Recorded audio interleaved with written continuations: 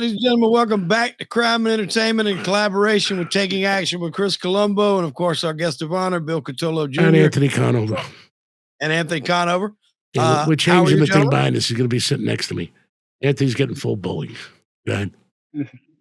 I hope everyone is doing well. This is part 3, which will conclude our series here. And Bill, when we left off the last time, we were diving into the meat and potatoes of what would be your cooperation with the feds. And I think this is important because we want to break down how it was done, the way they manipulated the circumstances, what they used, how they did it, and then ultimately, the result of it, how it affected you. So we'll just kind of start off. I know at the end you said you had possibly some vengeance on your mind. You had some things that happened that kind of took that away. Thank goodness. Let's start from the beginning. When they gave you, I think you said they gave you a card. Let's start from there and work our way forward. Break down the cooperation and how they put this together for you. Okay, so I think we'll pick it up where we left off. It was a few days after my dad did not show up to the club. And when I say a few days, maybe 4 or 5 days. And when they knocked at the door, it was Detective Tommy Dades and FBI agent, I guess his name's not important. Really, just curiosity. What was his name? Do you know? Gary Pontecorvo. Gary Pontecorvo. And he was assigned to the Colombo squad. So they knock on the door, and the first thing they went to go do, Tommy Dades, was hand me a card, one of his cards. And I was respectful, but I was turning down the card. And I said, look, the first thing he had said to me was, we want to give you our condolences. And at this point, nobody knew anything. For all I knew, my father could have lammed it, even though I know he wouldn't. But let's just say, for argument's sake, he may have. So I think they kind of put their foot in their mouth with that one, because obviously they must have had informants already, as Chris and I have spoken about. And they must have known what had gone down. And they made a mistake. So I told them to keep the card. Who knows if they weren't behind it? Yeah. So I was not going to take the card, but out of respect, and this is the God's honest truth, out of respect, I took the card. And I shouldn't have, but I did. A couple of days goes by, Jackie DeRoss comes by the house. And he made it seem like he was coming over to say that, don't worry, I'm sure he's fine, meaning my father. Maybe he got word there was an indictment coming down. He must have stepped away. So, and then he's kind of making passes at my mother, making comments that you just don't say, especially to a woman, a lady, who at this point doesn't know who her husband is. Thank you, Chris. Yes, she was. She was a diamond. She passed, Philly? Yeah, in 2015. My condolences. I didn't know. Thank you. I miss her tremendously. Nice woman. So he's starting to make these innuendos towards my mother. And the main innuendo that he had said was, wow, hon, you look really good. We should go to Atlantic City together. Now, my mother right away, she didn't take too kindly of it. And then here's something that I didn't share with you. My mother turned around and said, this is the type of woman my mother was. She turns around and she tells Jackie, what do you think? I don't know. You have my husband's position now. I know how the life works. And Jackie, all he kept doing was blame. He would use the term, quote unquote, the kid. Okay, now do you need me to go into detail of who the kid was or who he was referring go ahead. to? In other words, he was planting the seed. Yep. And he kept saying everything. He was blaming everything on the kid. The kid this, the kid that, the kid this, the kid that. And he thought he was scaring me. He thought he was scaring my family. But we were not afraid. So needless to say, it probably wasn't anything to do with the kid because If it did, it wouldn't deflect upon him. That's right. And you never see, he would have never had said that. Absolutely. So he thought that he was deflecting, like you just said. So my mother turned around and had asked him, so what is it that you want? Well, I need the book. Mother's like, the book? I don't know what you're talking about. Yeah, well, I need the book that your husband kept. He, used to keep a book on, all the numbers and figures. My mother again, I don't know what you're talking about. Now he's looking at me. He's like, Buff, I need that book. I'm like, bro, I don't know where it is. Now in my mind, I'm thinking to myself, I would never give you that book. Never. Because that has all friends of ours in there. And I wasn't doing it.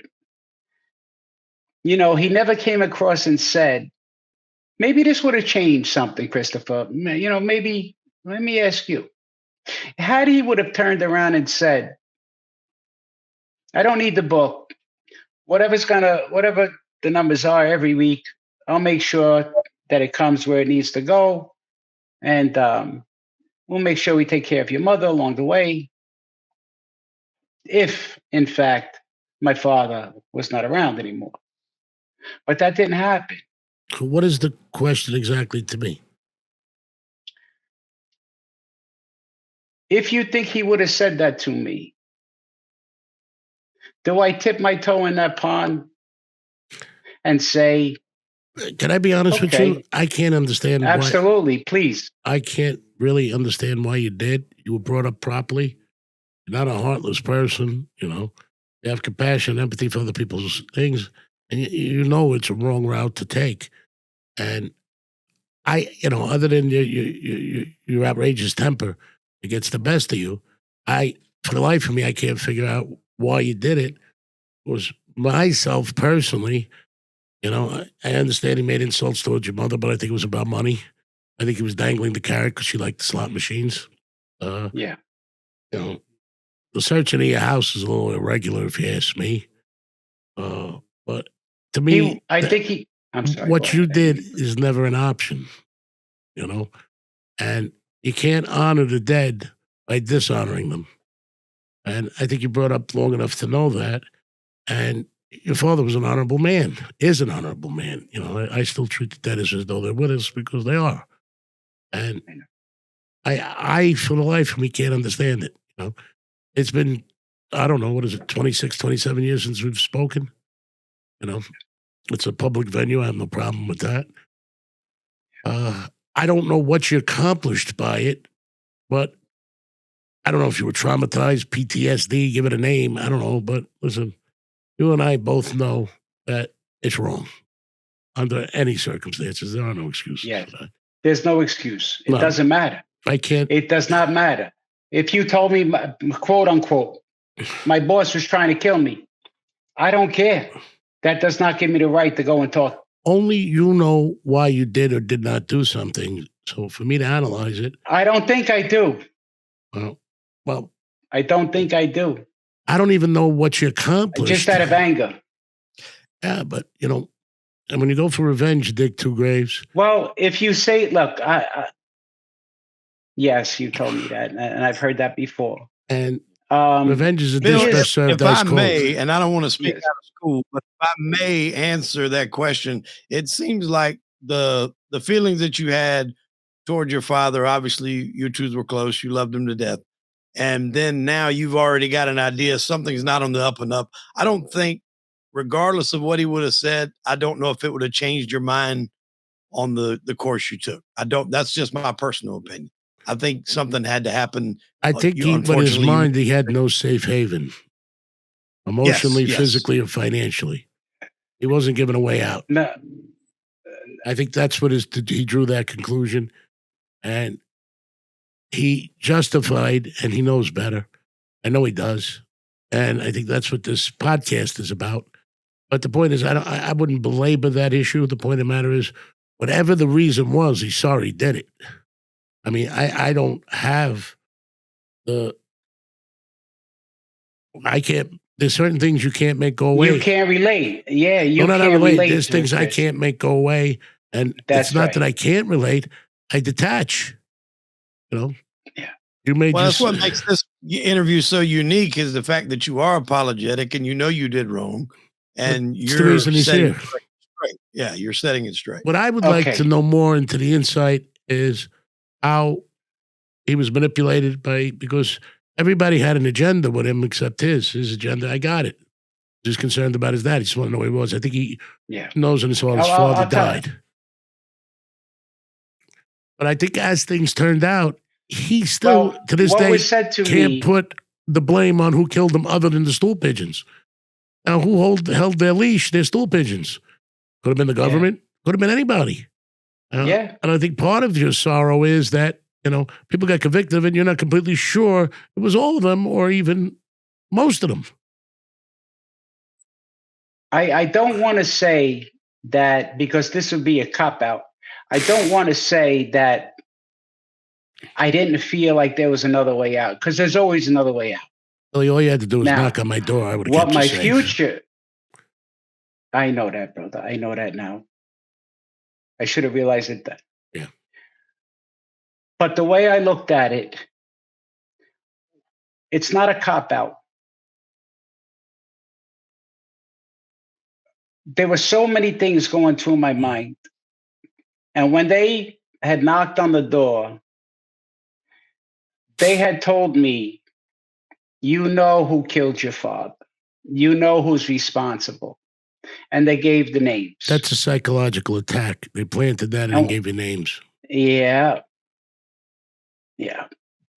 And at the time, I didn't think twice. If the question is if Jackie would have handled it differently, do I think you would have been in this position? Absolutely not. The thing is, agree. Jackie's tactics but again, were so. Christopher, Jackie's tactics were very different than your father's. Not a cop out. I know, but it still sounds like a cop out. No, you asked my opinion.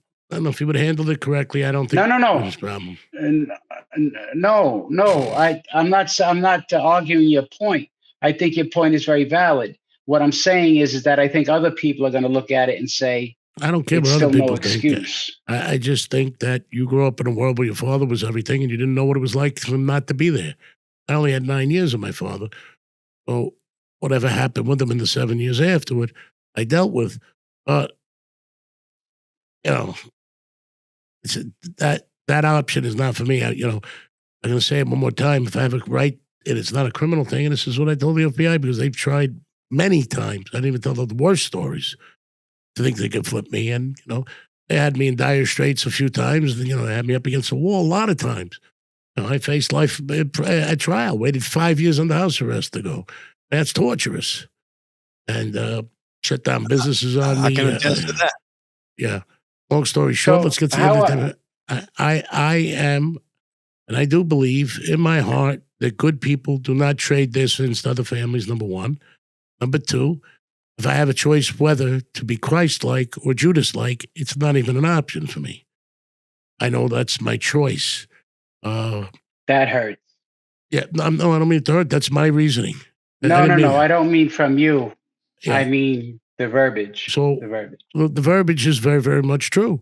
The only person that I've ever feared in my life, because I met him twice, was God. And one time pulled me out of my darkest times when I was darker than you can imagine. I never seen power like that in my life. The second time was a little more friendly when I died.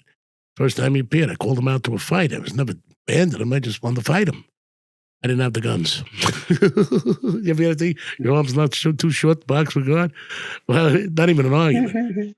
And that's me. You follow me? But I've always considered myself a soldier of God.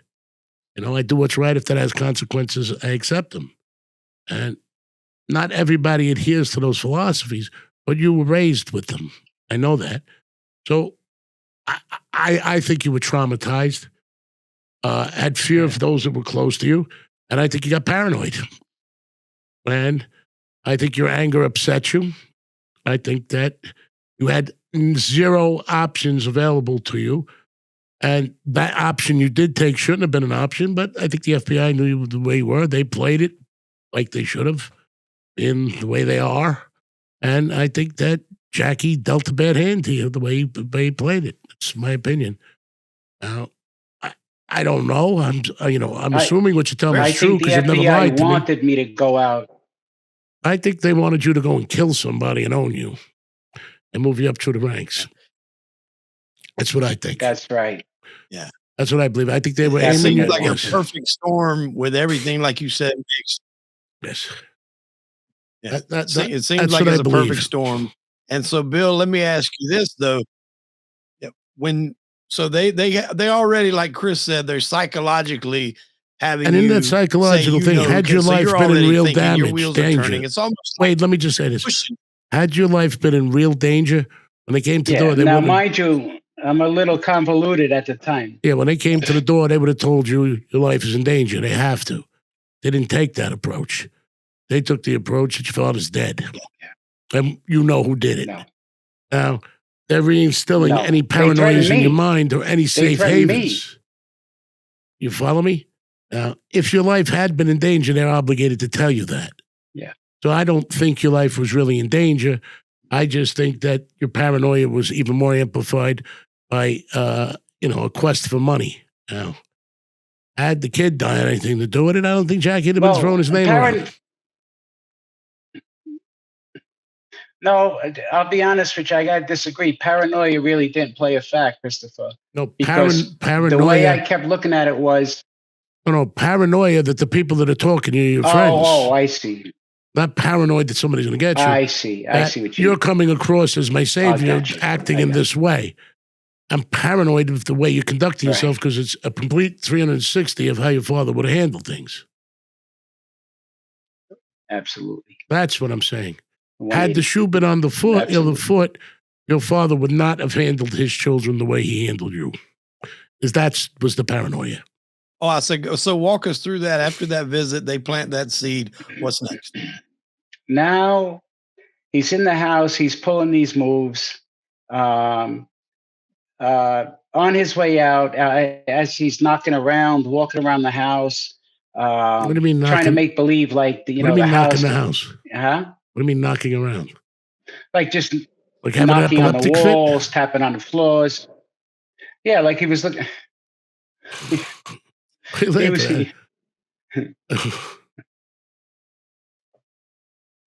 I'm laughing too. You know why?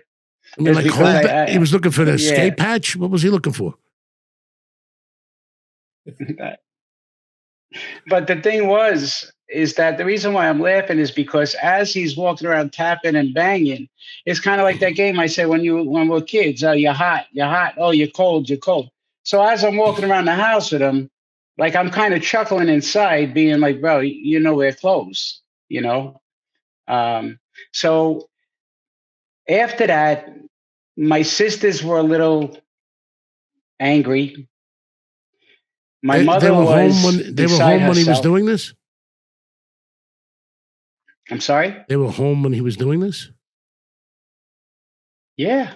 So he walked in the house and started playing. He was trying to scare them. He threatened my sister about getting her husband fired from his union job that he had for almost 20 years.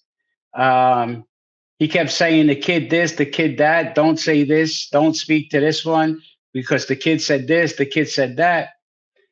So he thought he was like scaring everybody, Now, my mother's not one to shake. My sisters are not ones to shake. Believe me, they ain't ones to shake.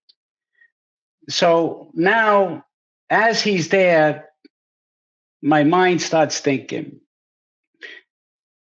The one thing that stuck out to me that they had said to me when I opened the door, when I was kind of shooing them away, and again, being respectful,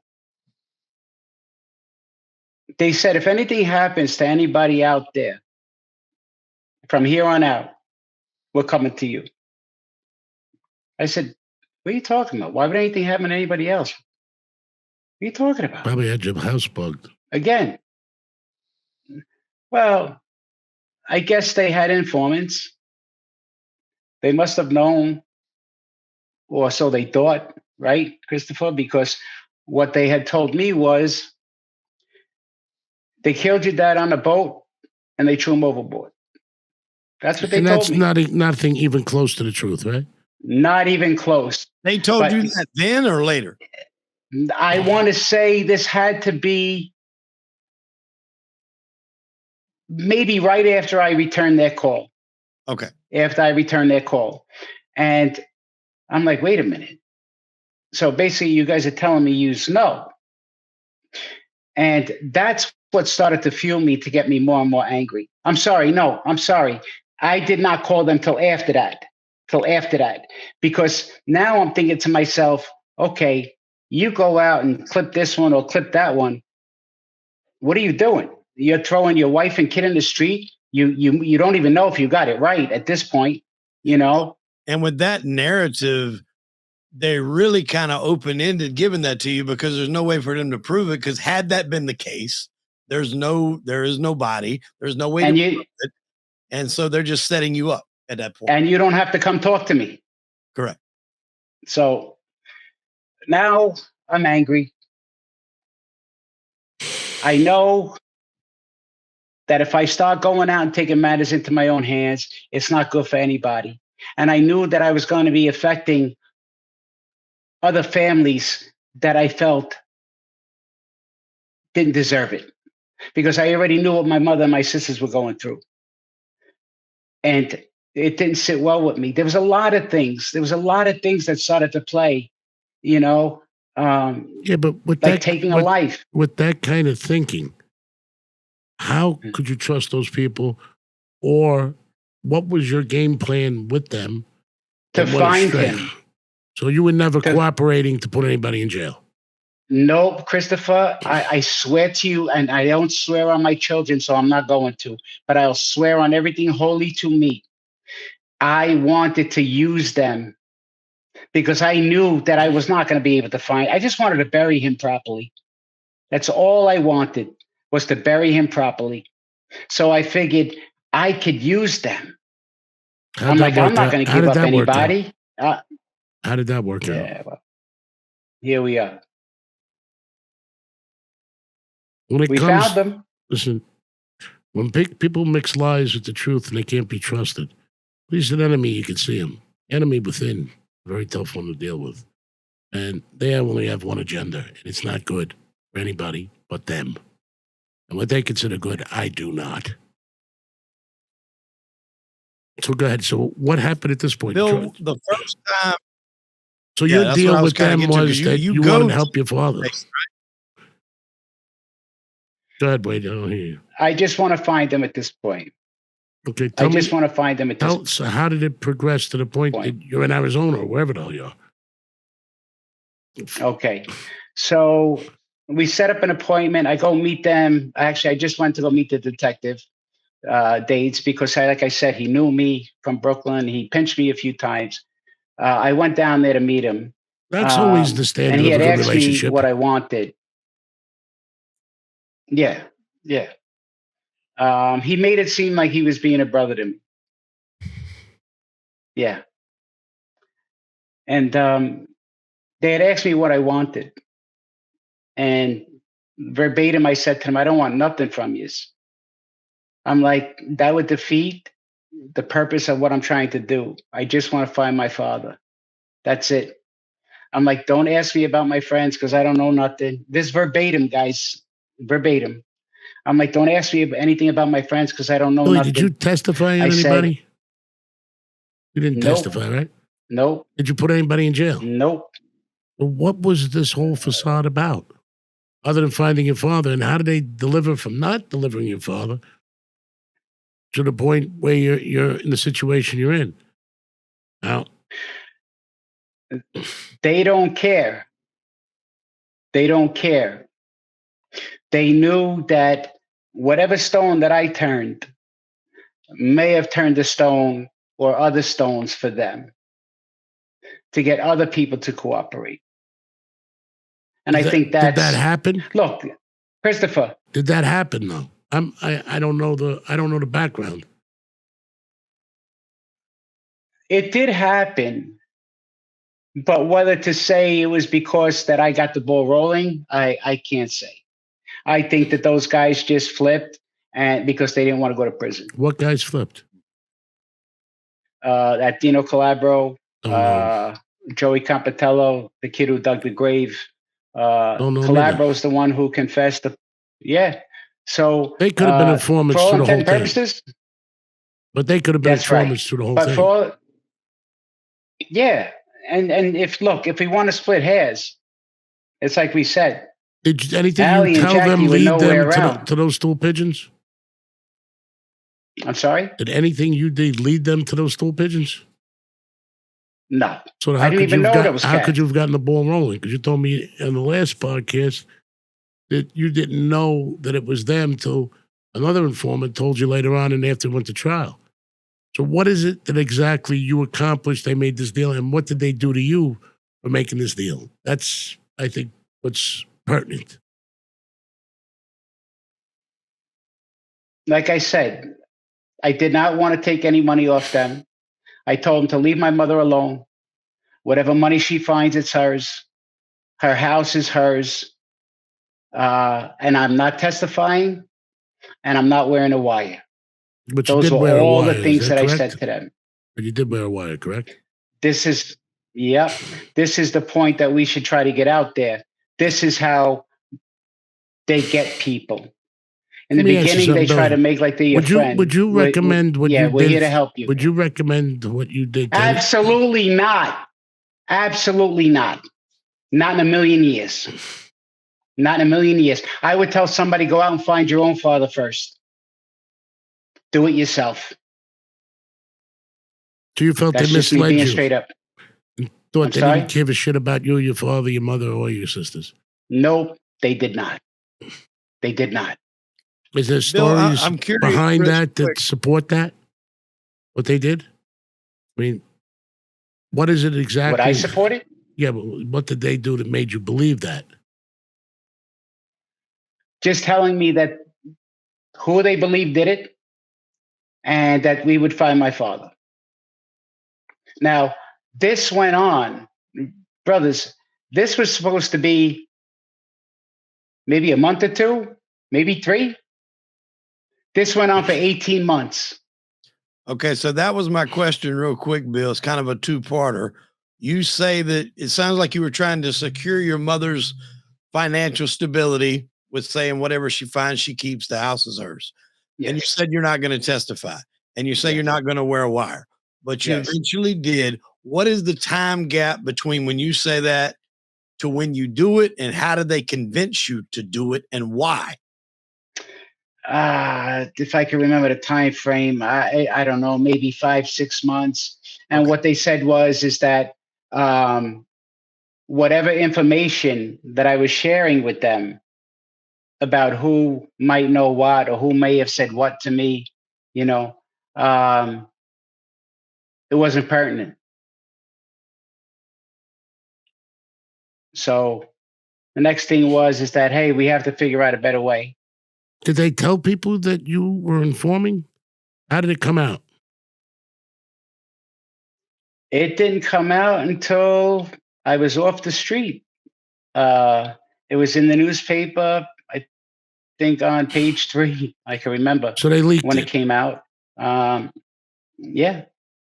So they hung you out to dry. And this is after they make the arrest, they leak it. And from what I understand, and again, I don't want to speak out of school, but from the research, when you told your family, I wanted the report that I read or the article that I read, you were at dinner.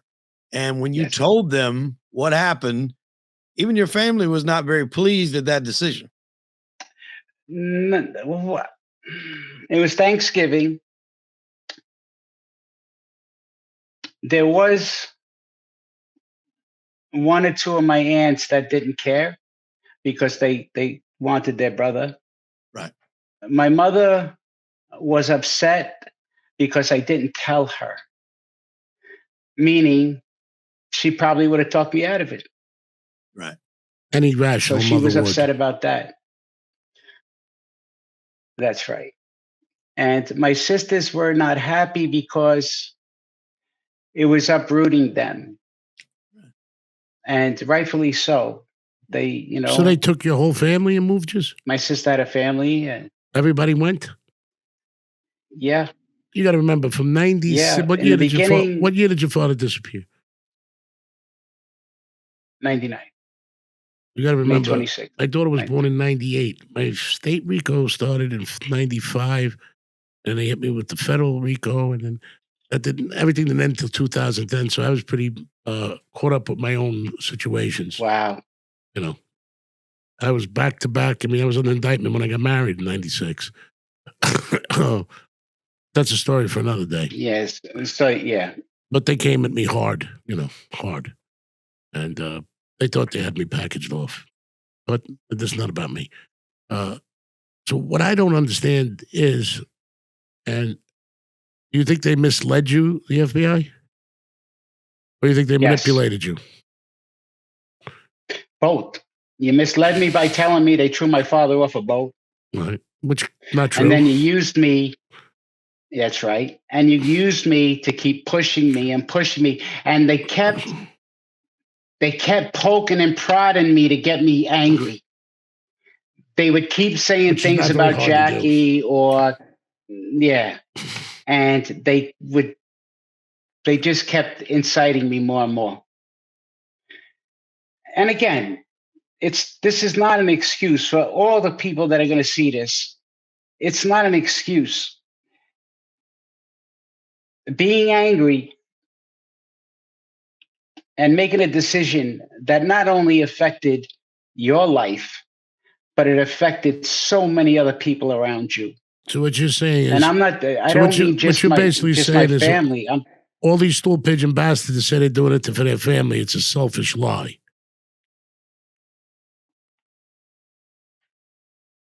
No, No, them. It's a selfish lie that they say they did it for their family. No. You're right. So listen. So like when Sal Most Police, of them he said do he it looked because out they of can't go to jail. When he looked out of the MDC and he sees his kids there, and he flipped for that reason. But it doesn't help your kids, does it? Doesn't help your family. No. Doesn't help your mother. Doesn't help anybody but them. Is that correct? And to agree to do something like that and believe you helped your family, you got to be a pretty selfish person, right? You feel painful now from it, right? That's right. You feel you've hurt your family and friends, right? I feel sick. Let them down. I mean, I know you tried to commit. I know you tried to commit suicide a couple times. Is that true? Yeah, I've never spoken out loud about that. I think it's something you should get off your chest. So getting up every day. Yeah, I did. From that choice, you're in mortal pain each day of your life. Is that what you're saying? At least I was. Yeah. At least I was. What ended that pain for you? Or eased it? Or is it gone? No, it's not gone. My children, when we sit down and talk, well, we don't really talk about it much anymore, but my children would say things along the lines like, "Dad, why do you punish yourself so much? What choice did you have?" And my children, they don't come from that world. They don't understand. Nor should they. Nor should have you. Your father was trying to help you, not hurt you. He wasn't taking anything away from you. He was helping you. And that's the part I feel sad about, because you were not meant for that life. You got to read the fine print. I can't say that. Well, let me tell you something. Before you do something like that, the fine print is, if you're not prepared to die, go to jail for the rest of your life, or get lethal injection on the electric chair, pick something else. But I was, Chris. But I was praying that they found that recording device on me. I was praying. So you wanted to die? I wanted to die. Or at least go out in a shootout. That's on my life. And that's how much it meant to you that you knew what you're doing was wrong, that you would have rather had that happen. He was brought up right. Yep. His father was an ethical man. I would have went away and did 100 years. So I got a question, Bill, from when was like did they wrap it up? Did you walk in and say, "Look, I've done enough. I'm done"? How did this wind up and wrap up before they moved you guys away? I tried after 3 months to tell them I'm done. Then it became, oh no, just maybe another month or so, then we'll wrap it up. Then the 3 months went to 6 months. And then I would reiterate again. Now I'm getting frustrated with them. Now I'm getting angry with them. Now I'm fighting with them. And they kept saying, "No, we need a couple of more months. This wasn't working. Now we have to switch to something like this. Um, I want you to go talk to this guy." And I'm like, "Well, why? Yeah. Why?" And then finally it got to the point, I believe it was just about 18 months, where they said that I guess they were getting chatter or something, that it was time to pull me out. And, there's something that I'm not clear on to this very moment.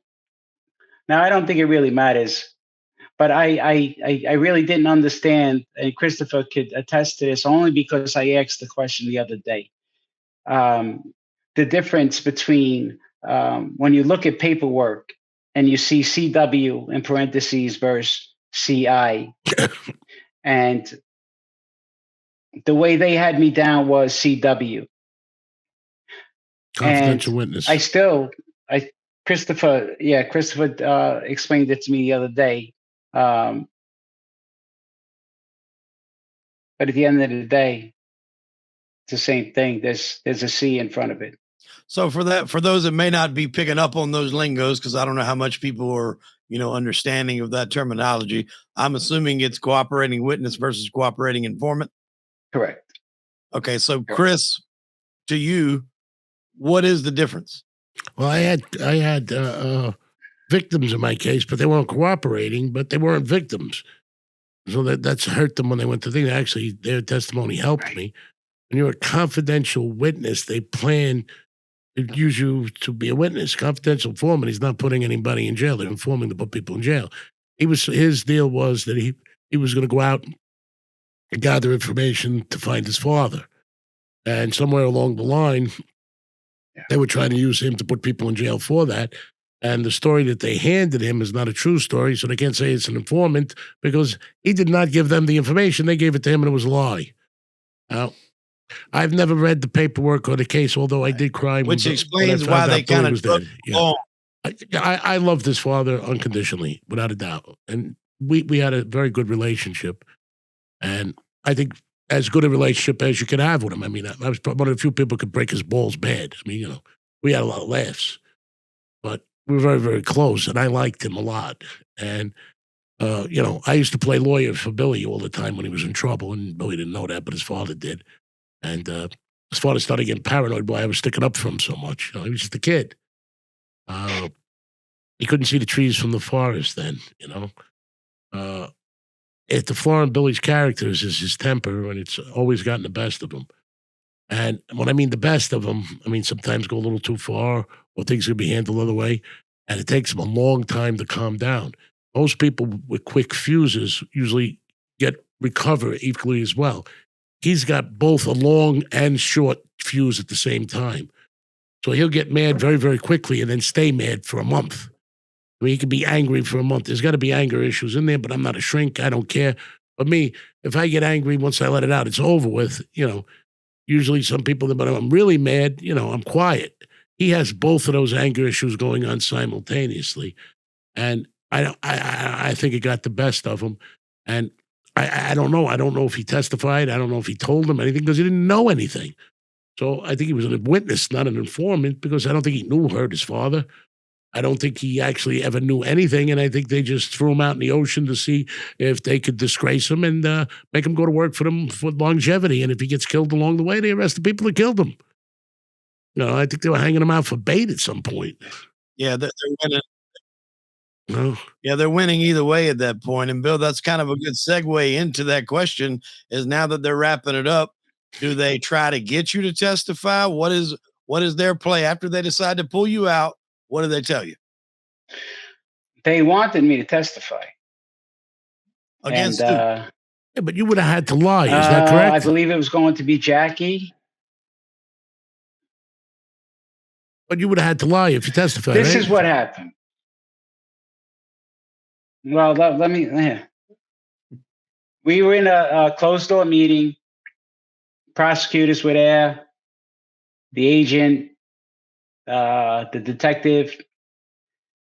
One of the prosecutors started talking out of the side of his neck to me. And I said, look, I'm not really working for you. You don't own me. I ain't no trouble. Don't look down your nose and talk to me that way. And he continued to do it again. And there were marshals there too. And I grabbed him by his tie. I was about to bounce his head right off the table. Then they went inside, came back out. He was like a new man, this guy. You thought like everything was all, daisies and roses after that.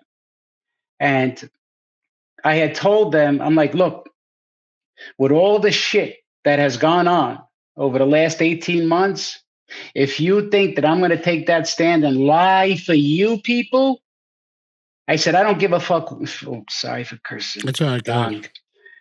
I don't care what side of the aisle you are on. I ain't lying for nobody, especially for you people. What they did was the prosecutor flipped it around, tore up my 5K1 letter, which is basically, it's a letter so that you go into the program, which I didn't want to do in the first place anyway. But they were telling me everybody was going to kill my family. That's what we had to do. So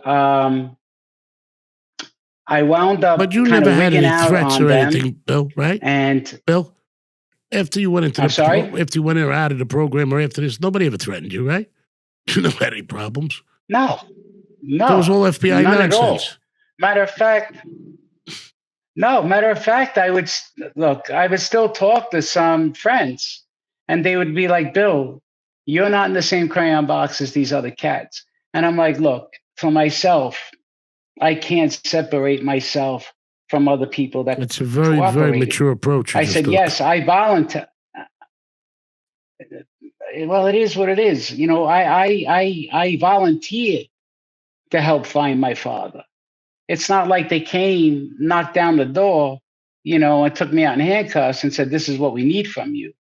It was nothing like that at all. So you're taking responsibility for your actions. That's why people say that. And absolutely. Even though I don't like a lot of these cats that cooperated, most of them, I don't buy their excuses. But then again, I'm like, who am I to even judge? Well, you're on the inside of it looking out, and you could give people a better perspective. Would you feel that the damage you did to your family was wrong and selfish from this? Would I feel selfish? No. Do you feel it was selfish? Not at the time, but now, self-serving and not thinking of your family when you did it completely. Had somebody who showed you the pros and the cons of it, not what you thought. The pros and the cons, what's good and what's bad. Do you think you would have done it? Yeah. No.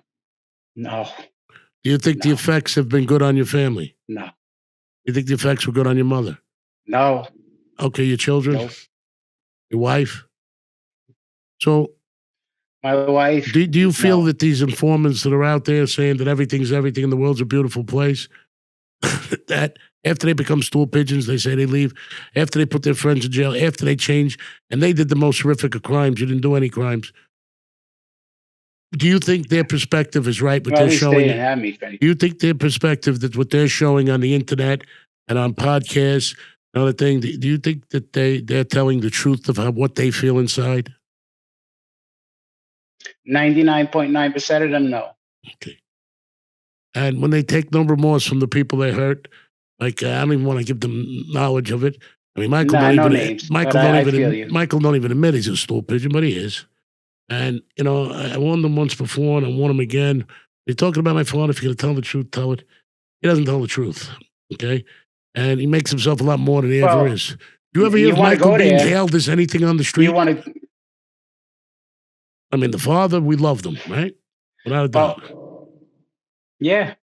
Sammy the Bull was always a Yeah. scumbag. But if you want to go there, Yeah. But the video, and not to, we'll get back, Lee. But the video that he did about your dad, Disgraceful. yep. My I father lost all respect for him after that. not about any respect for All him. I loved his respect. father. And do you Yeah, believe that his father approved of anything he did? No. He disgraced his father. He tried to Sonny? make yeah. No way. But here's what happened. Wait, getting back to your question. So now the prosecutor, Amy Walsh, that was her name, Amy Walsh, is threatening to tear up my 5K1 letter. And I told her, do what you got to do. Tear it up. Go ahead. I says, but I am not going to take a stand at all.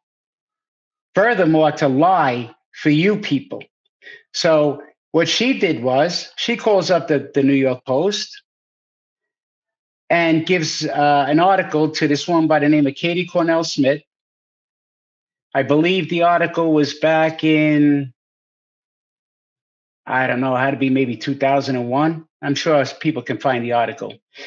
And she turned around and said that I was crazy.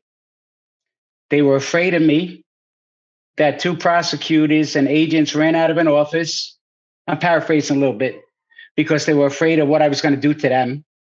And that I said that I would get on the witness stand and lie.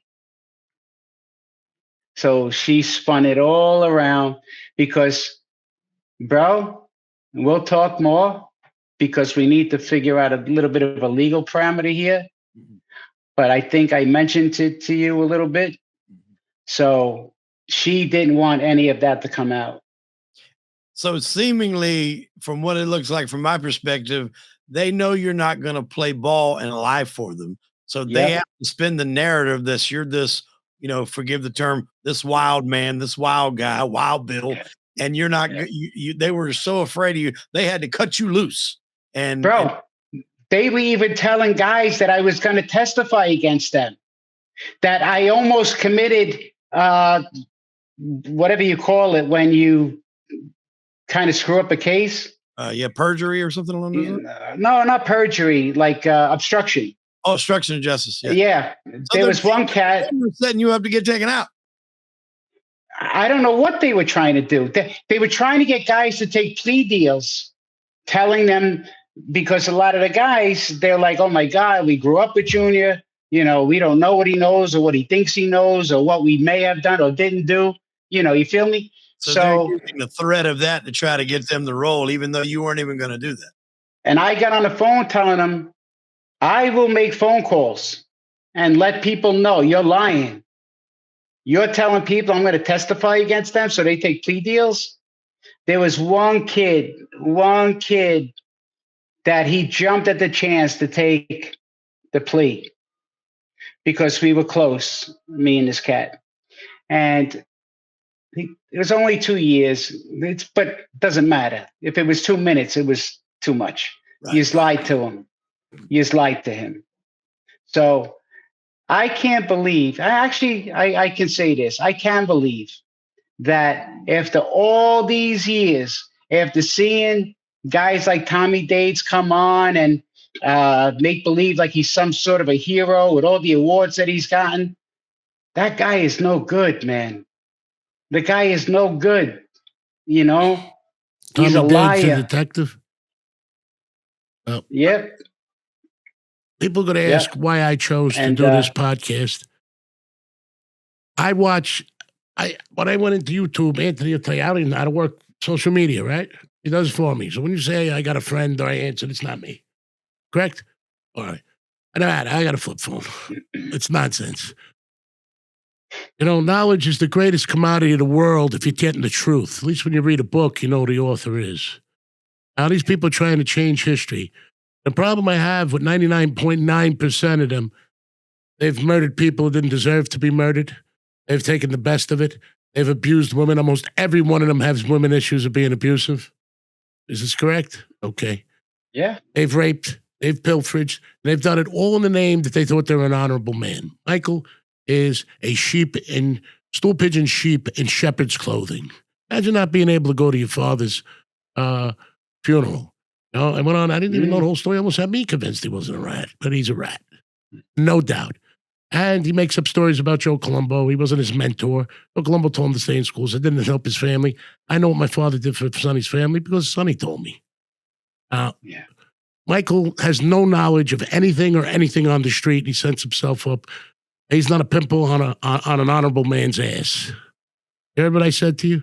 And I think the kids out there deserve to know the truth because the messages that these stool pigeon bastards are sending, that you could shoot a 16-year-old kid in the face because you got beat up by a biker gang and kill him because he had nothing to do with it because he was standing there a week later or a day later. You can cut up your brother-in-law that you're having an affair with and you can run around killing people for money. And then when the shit hits the fan, you blame somebody else. Jesus Christ, take responsibility for what you do. And the reason I'm doing this podcast, I want you to have an insider look from a guy that's telling you straight up that everything that he loved was taken from him and the way that he was given out was to be manipulated. And it turned out that stool pigeons killed his father. And the guys that went to jail for it are not stool pigeons, so we don't even know if they were involved. How do you know who caused it? There is the COINTELPRO division of the FBI that violently assassination to disrupt certain people and organizations. We know that. They were giving Greg Scarpa places to come and shoot at us. Am I lying, Bill? Nope. And every time he killed somebody, he put 6 of them. Del Vecchio was there in the shanty when my father got shot. You heard pop, pop, pop, pop, and the guns. He got up against, I guess it's done, and walks out. Now we knew it was what the game they were playing. You know, that's why I'm a little sorry that I haven't spoken sooner, because guys like Del Vecchio, that rat agent, and then you have like those mob tops, you know, why don't they shine enough light on that? Well, you know, that gets buried. The point of the matter is, and I'm going to tell you this honestly, the reason I'm doing podcasts, and this one particular, is so people could weigh the truth. I don't want any kid to be you, Billy, or any kid to grow up under the myth that Sammy the Bull bullshits, that Michael Francese bullshits, that the rest of them bullshit. They all knew exactly what they were signing up for. They misused power. They did not represent people. They hurt them, and they grabbed all the money they could, and they're sadistic, evil, soulless animals. And they're showing that if there's a backdoor out, you could commit any crime, any atrocity to mankind. And the FBI is okay with it. Yep. They want to control it. They don't want to ruin it. They're running it. Yep. Yeah. Look at Greg Scarpa. We didn't even talk about Scarpa, but go ahead, please. Yeah, well, he shot at all of us. They're letting them operate at an enormous pace. And I think as long as they wanted to do, they did with them what they wanted to do to you. They wanted to get information for other guys to build their case for you. Your agenda was different because you know how many times they told me my life was in danger? You know how many? And then at my weakest, worst time, I think I died 2 days after it twice or came back. I forget. When did I die? Remember? Anyway, not even the point. When did I die? When did I die? Tell you one thing, when I look my maker in the eyes, I can look him in the eyes. I don't know what these other people going to do. They dunked me in a pool. Now he's close to dying. Sammy the Bull. Man, I don't even want to call him a man. I don't want to call him animals. I love, you know, I got peacocks. You just see, they got no ones that like them. So anyway, llamas, I mean, animals are nice. This thing is an aberration of demonic, mix the lies with the truth to influence the mind of the young. Michael Francese, his nickname was the Fanoik. I used to stick up for him. People used to take odds on when he was going to flip. They thought he'd flip before he get arrested. Long story short, the nonsense he peddles, I've methodically taken apart. He shows in that show my father in the Army. My father wasn't in the Army. He was in the Coast Guard. He went on a suicide mission. And they put a picture of somebody else. He was his mentor. He says that he took this oath at our funeral home on Halloween night, 1975. Impossible. Good Friday. I mean, I take them apart at every turn. And these people become habitual liars because they can't interface with what they've done. You don't fit the mold. You're not a gentleman. You're not a stand-up man. You're not a sit-down. You're a blowjob, all of you. And I'm not hard to find. There's one guy. Listen, and I'm not hard to find. No. I sleep with my windows and doors open. They've been kicked in so many times. I could care less. There's one guy. You don't have to be I'm sorry. A tough guy to stand up. but no tough guy lays down. So whatever they're peddling and whatever they're telling these kids, what they're doing is they're putting out, and all you see is younger kids doing violent crimes today. And I think these And are no one's pushing that. We're not pushing that. None of us are pushing that, these right? informants None are of us pushing push, it. Yeah. We can sell wine. She said, Sammy wears a shirt with how many people he killed on it. He sells it and people buy it. Yeah. Is that the society we live in? And he is a product of the FBI. And they let him loose and he starts stealing ecstasy all over the place and shaking them down. And then imbeciles ratted on him, but they said what he did, he got his kids pinched. Hey, who does that? Now, from your point of Phil, Bill, and this is why you're on. If you could go back in time, would you do any of the things that you did? No. Bro, You think the day comes that you meet your father, you're going to have a hard time? Oh, yeah. Bill, your father was a man in every way. Yeah. He knew the handwriting on the wall, and he knew the dangers of his life. And you jumped in afterwards where he wouldn't have wanted you to. Tried to protect you. Loved you. No doubt. Not many people know this, but I'm going to say this right now. My old man, and I forgive me, my father, would always say to me, and this was during 91, 93, 94. When I was spending a lot of time with him. And he had said to me, look, Willie, if anything ever happens to me, do not avenge me. Said that to all of us. What? Don't avenge you. I'm sorry, Pop. I can't promise you that.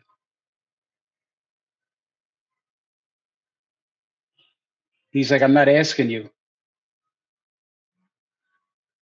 Told you right. He told you right. When I do, and may God bless me, when I do see him again, Willie, why? I don't think he's going to say that. I think he's blaming himself. I hope not. Your father took responsibility for his actions and the people around him. Paul was a good man. A lot of good men lost in this. They even had 3 rats going around telling people I was a rat. I left my balls off. When they came to my house, I'll tell you that story for another day. This is more about you. Let me ask this question. I'm going to ask it sincerely. Yeah. Even though you accept the fact that you're thrown into that category, it's not a category you want to be in, is it? No.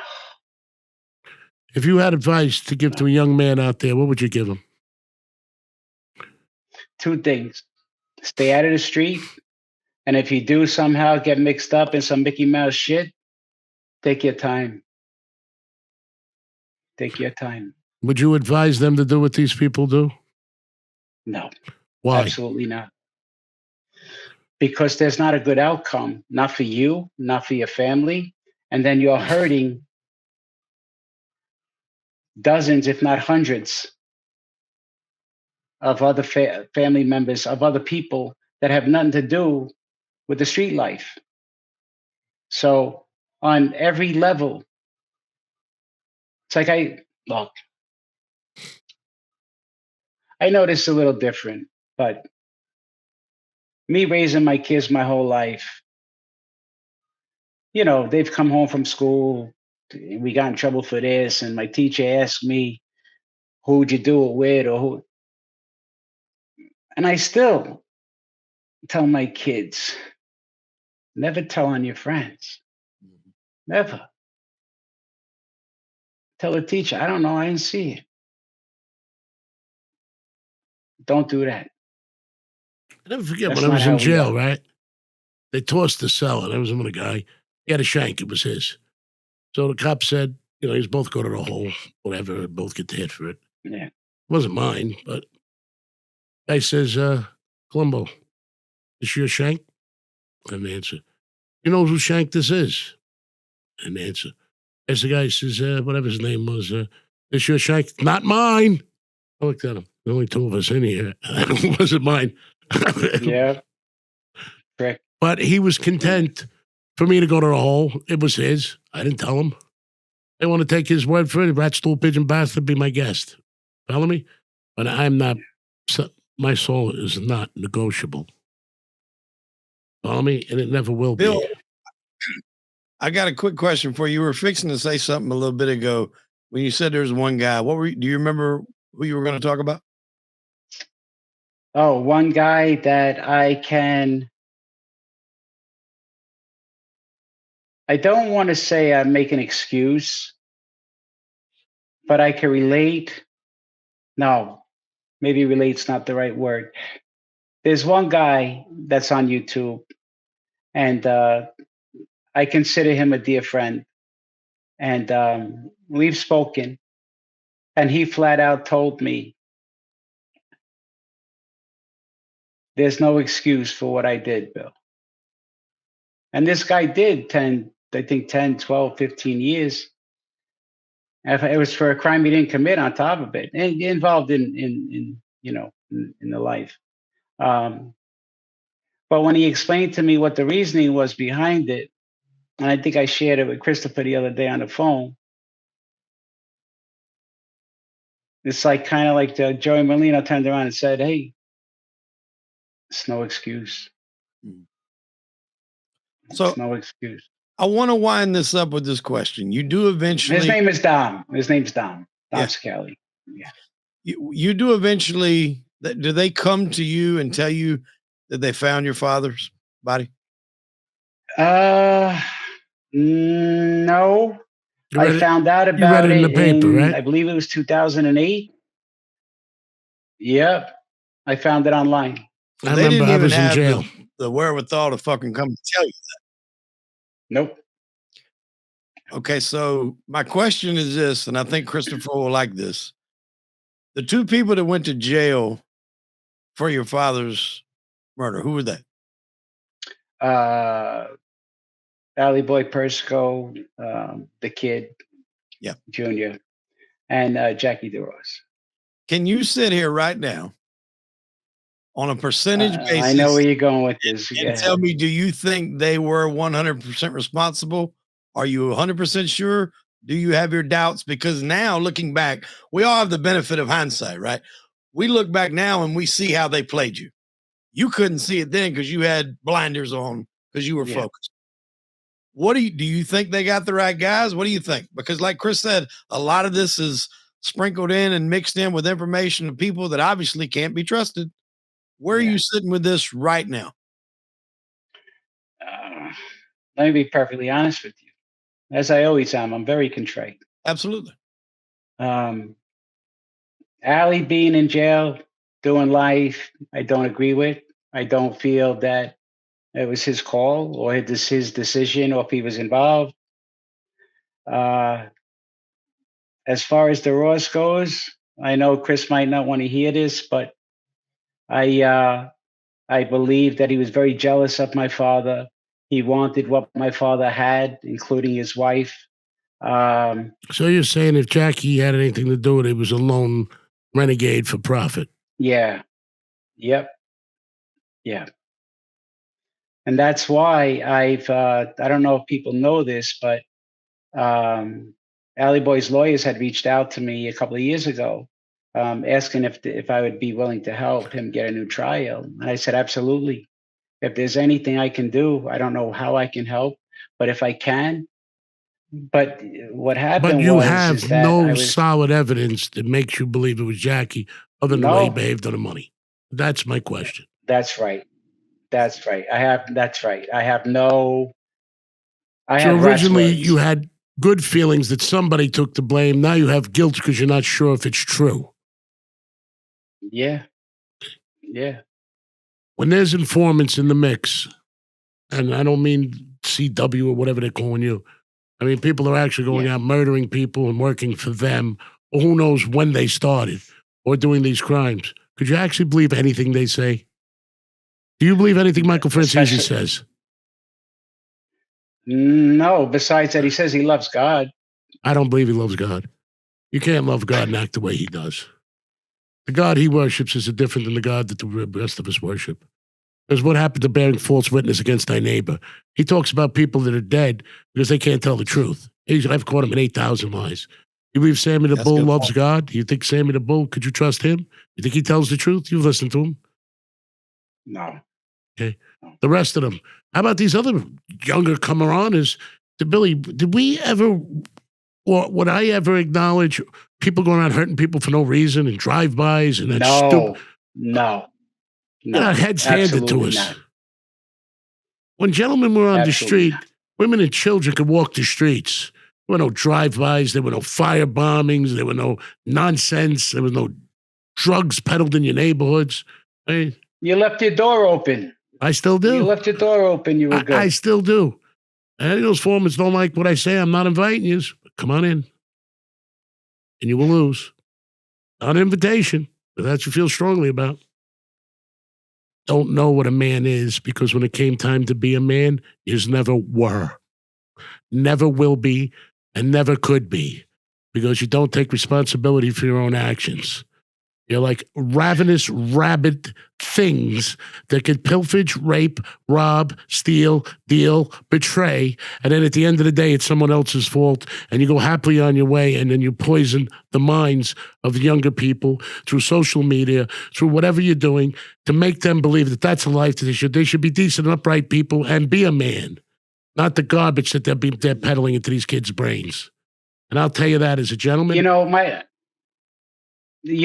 dad had told me about your dad, that not only was your dad a sharp guy, a tough guy, but an empathetic man, a man that would listen.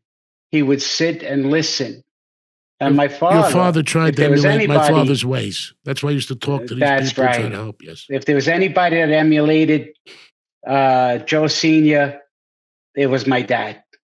And it was not, looking back now, seeing the stuff that I see about Chris's dad, it's uncanny, literally uncanny.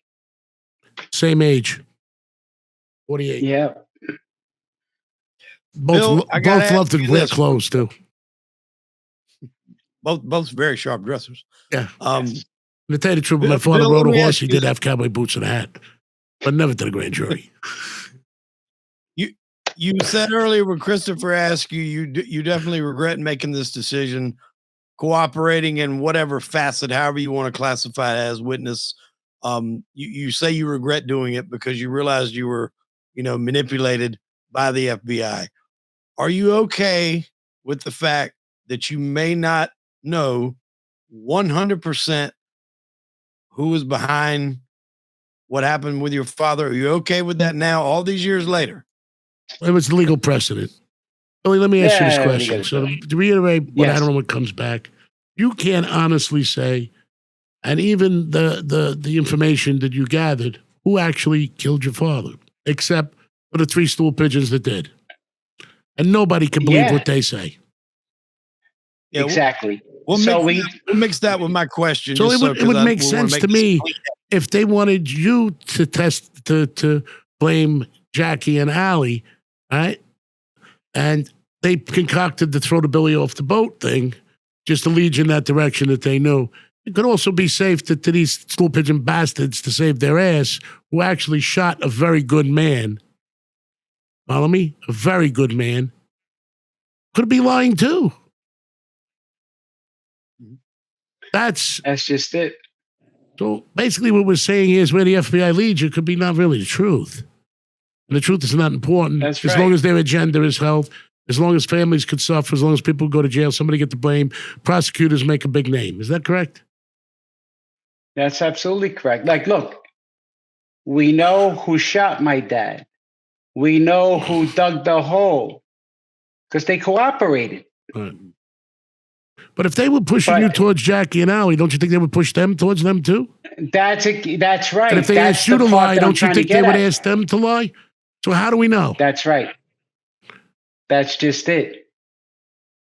How do we know?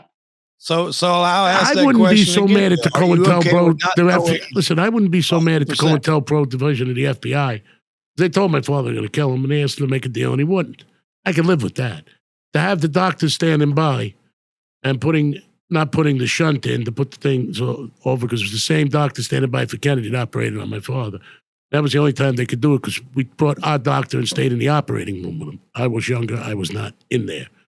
But moving forward, that was my anger.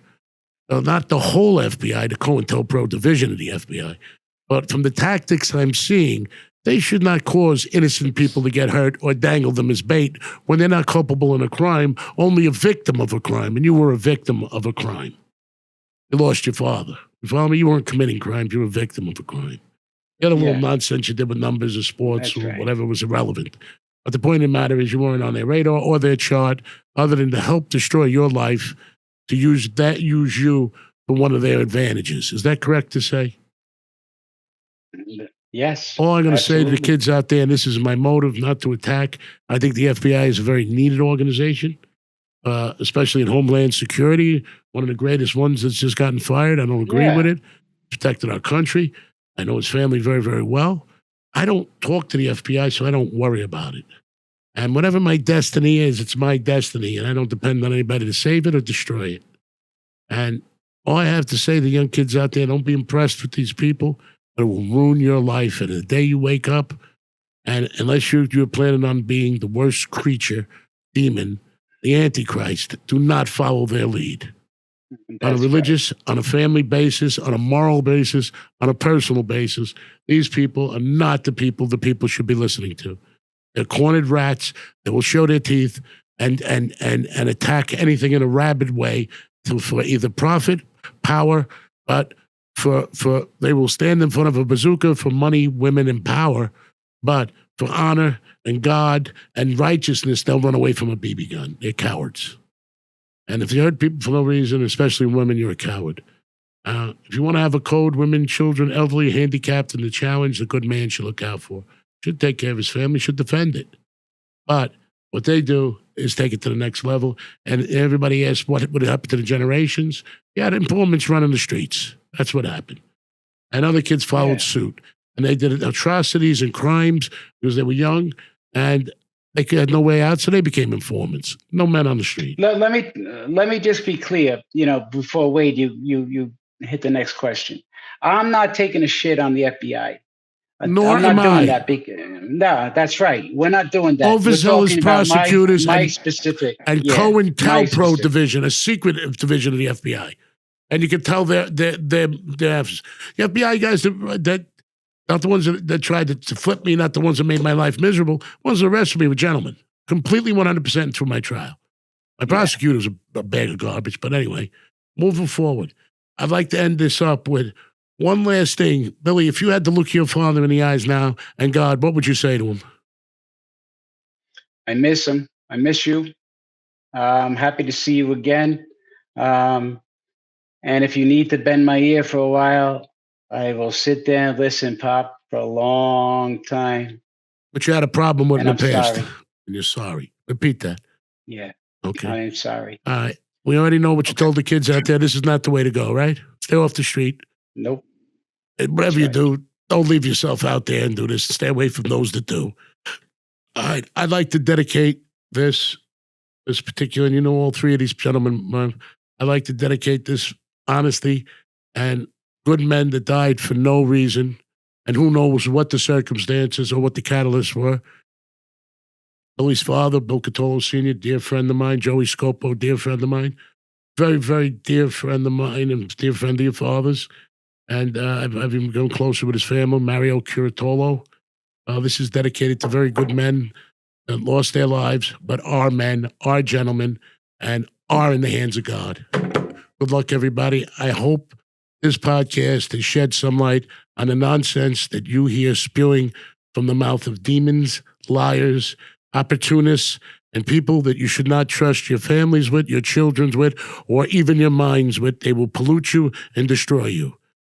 Let's stand behind our country and make it a better country, but not becoming informants and weaker men. Thank you. Amen. Bill, I do want to end my part of it on that question that we got disconnected on. And it's going to be it can be a yes or no answer. Are you okay right now after everything that has happened of not knowing 100% what happened to your father? And I asked that question because that's what drove you to do what you did. Are you okay now, not knowing 100%? Yeah, you know why? They buried him. Okay, We got my dad's ashes. So yes, I am okay with not knowing. I don't need to know. For what? At understood. this point, at this stage, Which that was your agenda all along, was to give your father the proper burial. that's it. Bill, I want to thank you for coming on. I know you don't do a ton of these. I know this is a touchy subject for you and your family. So I want to tell you how much I appreciate you coming on the platform, as well as Chris. Thank you very much. I consider you a friend, and I hope this can really help shed some light on your situation. May God bless you guys. Thank you so much, guys. I love you all. Thank you. Thank you.